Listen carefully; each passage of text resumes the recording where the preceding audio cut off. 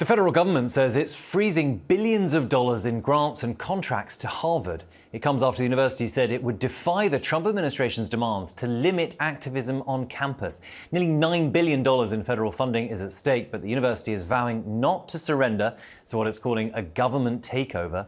ABC News chief national correspondent Matt Gutman has the latest. The Trump administration freezing more than $2 billion in federal grant money after Harvard University rejected a list of government demands, including overhauling hiring and admissions practices.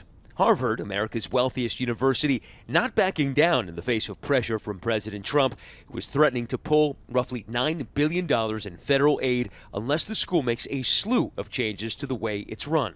The administration ordering the school to report foreign students who commit conduct violations to federal authorities, submit to an audit to ensure academic departments have diverse viewpoints, and all DEI programs share hiring data with the administration, and submit to an audit of admissions data. The administration also calling for the correction of what it calls anti-Semitism on campus, an issue which Harvard says it has already taken steps to address. But in a scathing letter, the university's president blasting the administration for what he says is a violation of Harvard's First Amendment rights, writing, "No government, regardless of which party is in power, should dictate what private universities can teach, whom they can admit and hire, and which areas of study and inquiry they can pursue."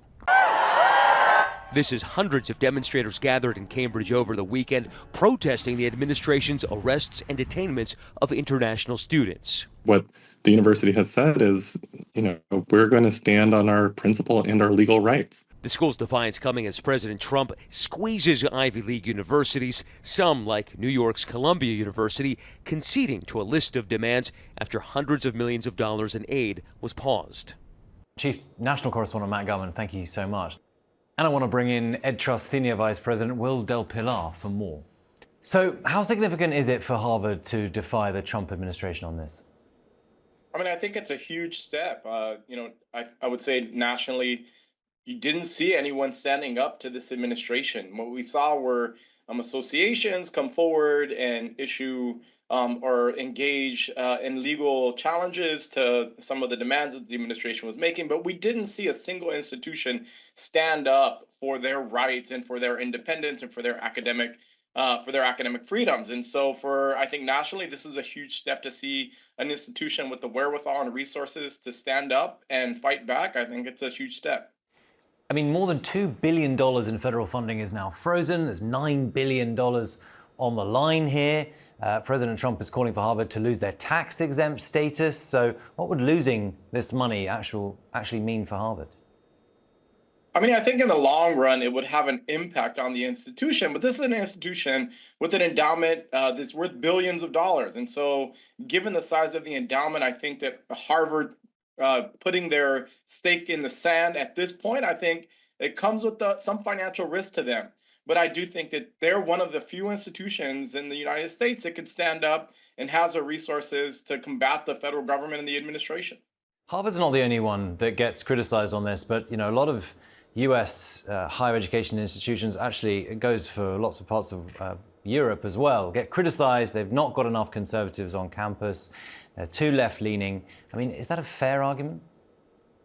I'd love to see evidence on this. I think that we're claiming this based on supposition. And has anyone taken a poll of folks' political leanings on college campuses? I would guess not, but I would say that in my opinion, we know that the faculty tend to be a bit more liberal in terms of their political leanings. But in terms of students, there is no evidence that shows that college students tend to be more liberal or conservative in terms of their political beliefs. And so there isn't any data that supports that. It's simply, and this administration operates based in the absence of data and the absence of evidence. President Obama is praising Harvard. He says it's setting an example for other higher ed institutions. But Harvard is a bit of an outlier here. It has the largest economic endowment in the world. So could this rejection of Trump's demands actually set a precedent for other universities? Presumably, other institutions don't have the kind of cash to be able to go up against the Trump administration. Well, I think that the fact that Harvard stood up was a very, very important precedent to be set. If they didn't stand up to this administration, and then I would guarantee that every other institution in this country would then bow to the demands of this administration. But the fact that Harvard stood up, I think, provides other institutions with cover to also push back on the rights that they have and their constitutionally protected rights and the rights that they have to free speech and the right that they have to academic freedom.